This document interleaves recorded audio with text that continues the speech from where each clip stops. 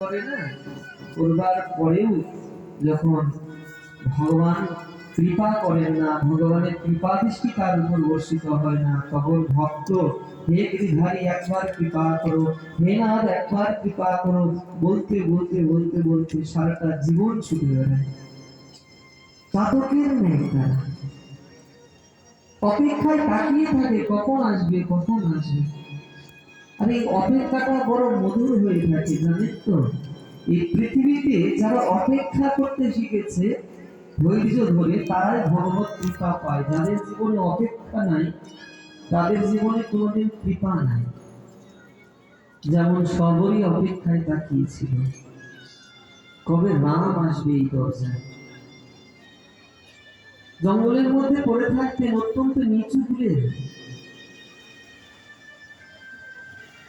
ঋষিমুনিরা তার ছায়াও যদি পেত না তো হাতের জল হাতের ফুল তুলসী সব ফেলে দিত, এত নিচু ভাবতেন।